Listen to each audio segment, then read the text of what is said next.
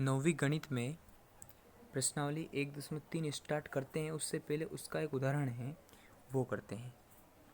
उदाहरण नंबर 1 प्रश्नावली 1.3 के पहले जस्ट पहले क्वेश्चन आपको बुक में मिलेगा। ये इसमें हमें क्या सीखना है आज, जो 10 आपके रिलेटिव हैं, ये इससे संबंधित है 8वीं क्लास से 7वीं 8वीं में आप पढ़ के आए हैं कि दशमलव प्रसार क्या होता है।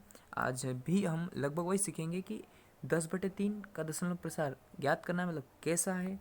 7/8 का करना है, फिर 1/7 का करना है। 3 अलग अलग क्वेश्चन हैं सीखेंगे। वैसे आप लोगों ने सीख रखा है। सबसे पहले हम करते हैं पहला 10/3 का। कुछ भी नहीं करना है, 3 का भाग 10 में लगा देंगे। जो आंसर आ रहे हैं वो हमें बताना है कि वो बार बार आ रहे हैं या ख़त्म हो रहा है, यानी कि शांत है कि अशांत है, ये बताना है। तो 3 से भाग लगाने के लिए हमने 3 को यहाँ लिखा। एक काम करते हैं, ये जो किया हुआ है इसको मैं यहाँ करके बता देता हूँ आपको रिपीटली, जो ताकि आपको आसानी रहेगी, है ना। खाली जगह है, इसमें करके बता देता हूँ। जैसे मैंने लिखा यहाँ पर 3, यहाँ पर 10, कुछ भी नहीं करना है। 3 का पहाड़ा इतनी बार बोलना है कि 10 आ जाए या 10 से थोड़ा कम आ जाए। तो हम जानते हैं कि 3 या 9 होते हैं, तो यहाँ हमने 9 लिखे। फिर आपको माइनस करना है, 10 में से 9 गए तो क्या बताएगा, 1 बचेगा। अब 1 बचेगा, ऊपर से कोई संख्या उतर नहीं रही है, मतलब इसका मतलब भाग तो ख़त्म हो गया है। लेकिन ये हमने सीखा है छोटी कक्षाओं में, पहली दूसरी में कि सेंसपल 1 आया, 3 इसका भागफल आया। लेकिन पॉइंट लेके या दशमलव लेके हम इसको आगे हल कर सकते हैं। जैसे इसमें दशमलव लिया, मैं यहाँ पर 0 बढ़ा दूंगा। 0 बढ़ाए, फिर 3 का पहाड़ा इतनी बार बोलो कि ये 10 आ जाए या थोड़ा कम आए।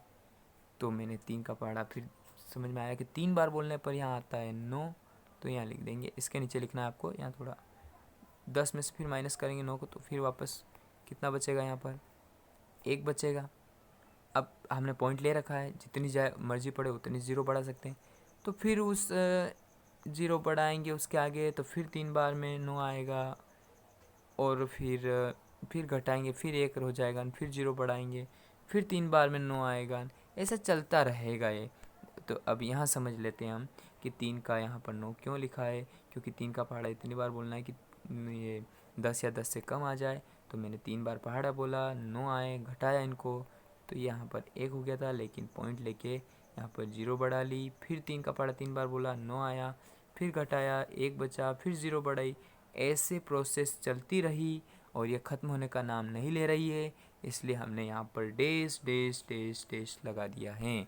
तो पहले का जो आंसर आएगा 10/3 बराबर 3.33333 डैश डैश डैश डैश। जहाँ तक आपकी बुक सारी किताबें ख़त्म हो जाएगी, लेकिन ये आंसर ख़त्म नहीं होंगे, इसलिए हम इसको लिख देंगे। बार बार आ रहा है तो हम लिखेंगे 3.3। कौन आ रहा है बार बार, 3, तो 3 के ऊपर क्या लगा देंगे, बार लगा देंगे। ये आपका पहला आंसर हो जाएगा। दूसरा करते हैं 7/8। ये उदाहरण के सवाल हैं। दूसरा सवाल है 7/8, यानी कि हम भाग लगाएंगे किस में, 7 में लगाएंगे 8 का भाग। तो भैया सामने दिख रहा है कि 8 क्या है, बड़ा है, 7 छोटा है, भाग नहीं जाएगा। तो पहली ही बार में भाग नहीं जा रहा है, भाग नहीं जाए, उसके शून्य लगा देंगे। शून्य लगा दिया, ठीक है, उसके बाद भी भाग नहीं जाएगा। तो अब पॉइंट लेके 0 बढ़ा लेते हैं। अब 8 का पहाड़ा इतनी बार बोलेंगे 70 या 70 से कम आ जाए। तो 8 का पहाड़ा 8 बार बोले 64 आता है, क्योंकि 70 से थोड़ा कम है। तो माइनस करेंगे, 6 बचेगा।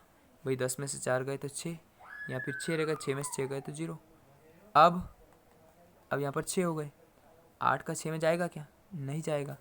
फिर हम क्या करेंगे, पॉइंट ले ही रखा है, 0 बढ़ा देंगे। 8 का पहाड़ा इतनी बार बोलो कि 60 या 60 से कम आ जाए।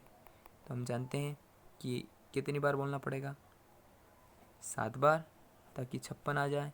तो यहाँ पर 8 7 56 यहाँ करके बता भी रखा है, यहीं समझा देते हैं इसको। ये थोड़ा इसको ऊपर करने पर आपको मैं बताता हूँ। ये भाग लगाया यहाँ पर, 8 का पहाड़ा इतनी बार बोला 60 या 60 से कम आ जाए, तो ये बोलना पड़ा मुझे 7 बार। तो ये कितने आ गए, 56।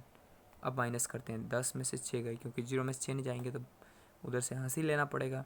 10 में से 6 गए तो कितने बचे, 4। यहाँ 5 में से 5 गए तो क्रॉस, यानी कुछ भी नहीं बचा। अब यहाँ हो गए 4, 8 फिर बड़ा है 4 से, फिर 0 बढ़ा लेंगे, क्योंकि पॉइंट ले ही रखा है, दशमलव ले रखा है। 8 के पहाड़े में 40 तो आते हैं, कितनी बार में आते हैं? 5 बार में। 8 पंजे 40, तो वहाँ लिखेंगे 5, 5 लिखने के बाद यहाँ पर लिखेंगे 40, और जब 40 को 40 में से घटाएंगे हम लोग तो ये आंसर इसके 0 आएंगे। ऐसे ही आपको तीसरा क्वेश्चन करना है इसका, उदाहरण 1 का। फिर कल इसकी प्रश्नावली स्टार्ट करेंगे।